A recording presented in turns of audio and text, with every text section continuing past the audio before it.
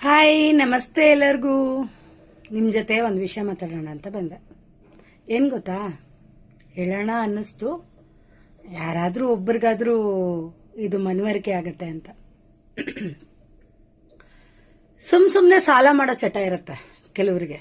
ದಿನಸಿ ಅಂಗಡಿಲಿ ಸಾಲ, ಅವ್ರು ಎಲ್ಲಿ ಸಾಲ ಸಿಗುತ್ತೆ ಅಂದ್ರೆ ಅಲ್ಲಿ ಬಿಡಲ್ಲ, ಅಲ್ಲಿ ಸಾಲ ಮಾಡಲೇಬೇಕು ಅವರು.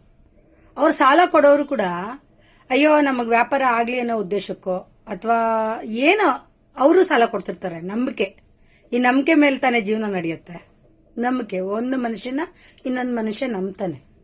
ಆ ನಂಬಿಕೆ ಯಾವಾಗ ಹಾಳಾಗೋಗುತ್ತೆ ಅಂದ್ರೆ, ಕೆಲವರು ಸಾಲ ಮಾಡೋದನ್ನೇ ಚಟವಾಗಿಟ್ಕೊಂಡಿರ್ತಾರೆ.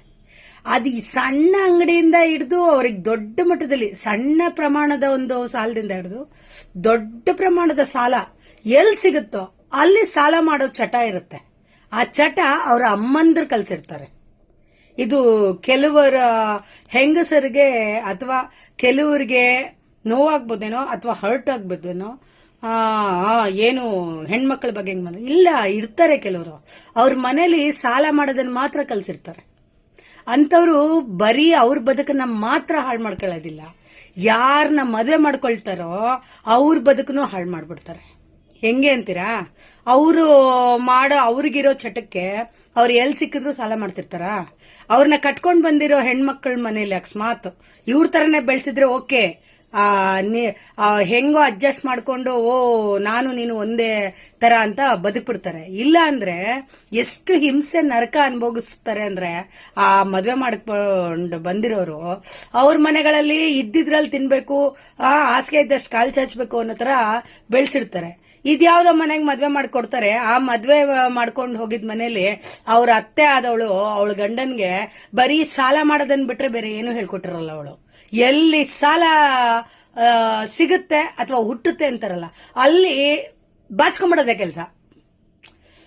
ಅವ್ರು ನಾಳೆ ಅದನ್ನ ತೀರಿಸ್ತಾರ ಬಿಡ್ತಾರ ಗೊತ್ತಿಲ್ಲ. ಅವ್ರು ತೀರಿಸ್ತೇ ಹೋದಾಗ ಅವನ್ನ ನಂಬ್ಕೊಂಡು ಹೆಂಡತಿ ಬಂದಿರ್ತಾಳೆ. ಅವಳೇನು ಹೇಳಿರೋದಿಲ್ಲ, ನೀನ್ ಸಾಲ ಮಾಡಿ ತಗೊಂಬಂದ್ ನನ್ ಕೊಡ್ಸು ಅನ್ನಲ್ಲ, ನೀನ್ ಸಾಲ ಮಾಡಿ ನನ್ನ ಊಟ ಹಾಕು ಅಂತ ಹೇಳಿರಲ್ಲ, ಬಟ್ಟೆ ಕೊಡ್ಸು ಅಂತ ಹೇಳಿರಲ್ಲ. ಅವಳಿಗೇನ್ ಗೊತ್ತಿರುತ್ತೆ? ಅವಳ ಮನೇಲಿ ಇರ್ತಾಳೆ ಪಾಪ. ಆಚೆ ಹೋಗಿ ಇವ್ರು ಏನೇನ್ ಮಾಡ್ಕೊಂಡ್ ಬಂದಿರ್ತಾರೆ. ಆಮೇಲೆ ಸಾಲಗಾರರು ಬಂದು ಅವಮಾನ ಮಾಡುವಾಗ ಅವಳು ಎಷ್ಟು ಕ್ಷೋಭೆಗೆ ಗುರಿ ಆಗ್ತಾಳೆ, ಎಷ್ಟು ನೋವು ತಿಂತಾಳೆ. ಇಂತ ಬೈಬಾರ್ದು, ಬಾಯಲ್ಲಿ ಬೈಗುಳ ಬರ್ತದೆ ನನಗೆ. ಮದ್ವೆ ಮಾಡಬಾರ್ದು. ಮದ್ವೆ ಮಾಡ್ತೀರಾ, ನಿಮ್ಮಂತ ಯೋಗ್ಯತೆ ಇರೋರು, ನಿಮ್ಮ ತರಾನೇ ಬದುಕ್ತಾ ಇರೋರ್ನ ಹುಡುಕಿ ನಿಮಗ್ ಸಂಬಂಧ ಮಾಡ್ಕೋಬೇಕು. ಅವಾಗ ಹೋಗ್ಲಿ ಕಂತೆ ತಗಿನ್ ಬೊಂತೆ ಅಂತ ಸರಿ ಹೋಗುತ್ತೆ. ಇಲ್ಲ ಅಂದ್ರೆ ಬೇರೆಯವರ ಹೆಣ್ಮಗಳ ಬದುಕನ್ನ ಹಾಳು ಮಾಡೋ ಹಕ್ಕು ನಿಮಗೆ ಯಾರು ಕೊಟ್ಟವರು? ನನಗ್ ಬಾಯಲ್ಲಿ ನಿಜವಲ್ಲೂ ಬೈಗುಳ ಬರ್ತದೆ. ಕೊನೆಯಲ್ಲಿ ತಡ್ಕೊಂಡಿದ್ದೀನಿ, ಬೇಡ, ಮ್ಯಾನರ್ಸ್ ಅಲ್ಲ ಅಂತ. ದಯವಿಟ್ಟು ಯಾರಾದ್ರೂ ಈ ತರ ಬದುಕ್ತಿದ್ರೆ ಖಂಡಿತವಾಗಿ ಬೇರೆಯವ್ರ ಬದುಕನ್ನ ಹಾಳು ಮಾಡಬೇಡಿ. ನಿಮ್ ಮನೆಗಳಲ್ಲಿ ಹೆಂಗ್ ಬೆಳೆಸಿದಾರೋ ಅದೇ ತರ ಮನೆಗಳು ಸಿಗ್ತವೆ ನಿಮ್ ತರನೇ. ನೀವು ಹೆಂಗೆ ಸಾಲದಲ್ಲೇ ಬದುಕಿ ಸಾಯ್ತಿರೋ ಅಂತವ್ರೆ ಬೇರೆಯವರು ಸಿಗ್ತಾರೆ. ಅಂತವ್ರ ಮನೆಯಿಂದ ತಗೊಂಡ್ಬಂದು ಒಂದು ಗಂಟೆ ಹಾಕೊಳ್ಳೋದು, ಮದ್ವೆ ಮಾಡ್ಕೊಳ್ಳೋದು, ಮಕ್ಕಳು ಮಾಡ್ಕೊಳ್ಳೋದು ಮಾಡ್ಕೊಳ್ಳಿ. ಬೇರೆಯವ್ರು ನ್ಯಾಯವಾಗಿ ನ್ಯಾಯ ನೀತಿ ಧರ್ಮನೇ ನಮ್ ಜೀವನ ಅನ್ನೋ ತರ ಸಾಕಿ ಬೆಳೆಸಿರ್ತಾರೆ ಅಪ್ಪ ಅಮ್ಮ. ಅಂತವ್ರ ಮನೆಗಳಿಂದ ತಗೊಂಡ್ಬಂದು ಆ ಹೆಣ್ಮಕ್ಳ ಬದುಕನ್ನ ಯಾಕೆ ಹಾಳು ಮಾಡ್ತೀರಾ? ಅವ್ರ ಮಾನ ಮರ್ಯಾದೆ ಕಳಿಯೋ ಹಕ್ಕು ನಿಮಗೆ ಯಾರು ಕೊಟ್ಟವರು? ನೀವು ಮಾಡೋ ಒಂದ್ ತಪ್ಪಿಂದ ತಪ್ಪೇ ಮಾಡದೆ ತಲೆ ತಗ್ಗಿಸ್ಬೇಕಲ್ಲ. ಅಂತ ಹೆಣ್ಮಕ್ಳ ಶಾಪ ನಿಮಗ್ ತಟ್ಟದಿಲ್ವೇ? ನಿಮ್ದು ಒಂದ್ ಬದುಕೆ. ನಾನು ಮರ್ತಂಗಿದ್ದೆ, ಆದ್ರೆ ಈಗ ನಿನ್ನೆ ಒಬ್ಬರು ಸಿಕ್ಕಿದ್ರು. ಅವರು ಇದೇ ತರ ನೋವನ್ನ ಹಂಚ್ಕೊಂಡ್ರು ನನ್ನ ಹತ್ರ. ಅದಕ್ಕೆ ನನಗೆ ತಡಿಯಕ್ಕಾಗ್ಲಿಲ್ಲ. ನಿಮ್ಮ ಹತ್ರನೂ ಹೇಳೋಣ, ಯಾರಾದ್ರೂ ಈ ತರ ಹಾಳಾದ ಬದುಕ್ತಿದ್ರೆ ದಯವಿಟ್ಟು ನಿಮ್ ಕಂತಿಗ್ ತಗೊಂಡು ಬೊಂತೆ ಅನ್ನೋ ತರ ನಿಮ್ ತರ ಇರೋರ್ ಮನೆಯಿಂದಾನೇ ಹೆಣ್ಮಕ್ಳನ್ನ ತಗೊಂಡು ಕಟ್ಕೊಳ್ಳಿ. ಬೇರೆಯವರು ನ್ಯಾಯ ನೀತಿ ಧರ್ಮದಿಂದ ಬೆಳೆಸಿದ ಮಕ್ಕಳನ್ನ ಕರ್ಕೊಂಡ್ಬಂದು ನಿಮ್ ಹಾಳಾದ ಬದುಕಕ್ಕೆ ಅವ್ರನ್ನ ಮುಡಿ ಹಾಕೊಂಡು ಗಂಟು ಕಟ್ಕೊಂಡು ಅವ್ರ ಬದುಕು ಹಾಳು ಮಾಡ್ಬಿಡಿ. ನಿಮಗೆ ಹೋಗಿತಿರೋದು ನಾನು.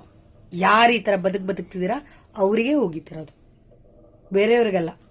ಒಳ್ಳೆಯವರಿಗೆಲ್ಲ ನಾನು ಮನಸ್ಫೂರ್ತಿಯಾಗಿ ನಮಸ್ಕಾರ ಮಾಡ್ತೀನಿ. ಅವ್ರ ಪಾದಗಳಿಗೆ ನನ್ನ ಹಣೆ ಇಟ್ಟು ದೇವ್ರ ತರ ನಾನು ವಿನಯದಿಂದ ನಮಸ್ಕಾರ ಮಾಡ್ತೀನಿ ಒಳ್ಳೆಯವರಿಗೆ. ಈ ಕೆಟ್ಟ ಜನಕ್ಕೆ ನಾನು ಉಗಿತಾ ಇರೋದು. ನಿಮ್ ಬದುಕಂತೂ ಹಾಳ್ ಮಾಡ್ಕೊಳ್ದಲ್ದೆ ನಾಚಿಕೆ ಮನ ಮರ್ಯಾದೆ ಏನೂ ಇರಲ್ಲ ನಿಮ್ಗೆ. ಇದು ಆ ಹೆಣ್ಣಿಗೆ ಮೋಸ ಮಾಡಿದ ಗಂಡಿಗೆ ಮಾತ್ರ ಅಲ್ಲ, ಅವಳ ಅಮ್ಮನ್ಗೆ ಕೂಡ. ಯಾಕಂದ್ರೆ ತಾಯಿಯೇ ಮೊದಲ ಗುರುವು. ಅವಳಿಗೆ ಗೊತ್ತಿಲ್ಲದೆ ಏನೂ ನಡೆಯೋದಿಲ್ಲ. ಯಾಕಂದ್ರೆ ನಾನು ಒಬ್ಳು ತಾಯೇ, ನನಗೂ ಗೊತ್ತಾಗುತ್ತೆ ನನ್ನ ಮಗ ಏನ್ ಮಾಡ್ತಾ ಇದ್ದಾನೆ, ಏನ್ ಮಾಡ್ತಾ ಇಲ್ಲ ಅಂತ. ಕಲ್ಸ್ಕೊಟ್ಟವಳೆ ನೀನಲ್ವಾ? ಎಲ್ಲಿ ಸಾಲ ಸಿಗುತ್ತೋ ಅಲ್ಲಿ ಬಾಚ್ಕೊಂಬರೋ ಬುದ್ಧಿನ ಕಲ್ಸ್ಕೊಟ್ಟವಳೆ ನೀನಲ್ವಾ? ನೀನು ಒಂದು ಹೆಣ್ಣು ತಾನೆ. ಇನ್ನೊಂದು ಹೆಣ್ಣನ್ನ ಹಾಳು ಮಾಡಕ್ಕೆ ನಿನಗೆ ಯಾವಳೆ ಹಾಕೊಟ್ಟವಳು? ನೆನ್ನೆ ಒಬ್ಬರ ಜೊತೆ ಮಾತಾಡುವಾಗ ಅವ್ರು ಪಡ್ತಾ ಇದ್ದಿದ್ ನೋಡಿ ನನಗೆ ನನ್ನ ಬದುಕೆ ನೆನಪಾಗೋಯ್ತು, ಹೊಟ್ಟೆ ಉರಿದೋಯ್ತು. ಅದಕ್ಕೆ ಈ ಮಾತನ್ನ ಮಾತಾಡ್ತಾ ಇದ್ದೀನಿ. ದೇವ್ರವನು ಒಬ್ಬ ಇದ್ದಾನೆ, ಅವನು ಸರಿಯಾಗಿ ಪಾಠ ಕಲಿಸ್ಬಿಡ್ತಾನೆ. ಆದ್ರೆ ಏನ್ ಮಾಡೋದು, ನೀವು ಹಾಳು ಮಾಡಿದ ಬದುಕಿಂದ ತಿಂತಾ ಬದುಕ್ತಿರ್ತಾರಲ್ಲ ನನ್ನಂತವ್ರು, ನನ್ನಂತ ಎಷ್ಟೋ ಹೆಣ್ಮಕ್ಳು, ಅವ್ರ ಶಾಪ ನಿಮಗೆ ತಟ್ಬಿಡುತ್ತೆ. ನಾನು ಮಕ್ಕಳನ್ನ ಹುಟ್ಟಿಸ್ಬಿಟ್ಟೆ, ನಾನು ಬೆಳೆಸ್ಬಿಟ್ಟೆ ಅನ್ನೋದಲ್ಲ. ನ್ಯಾಯ ನೀತಿ ಧರ್ಮ ಅನ್ನೋದು ಏನು ಅಂತ ಹೇಳ್ಕೊಟ್ಟು ಬದುಕಬೇಕು. ನಿಮ್ ಜನ್ಮ ಕಷ್ಟ.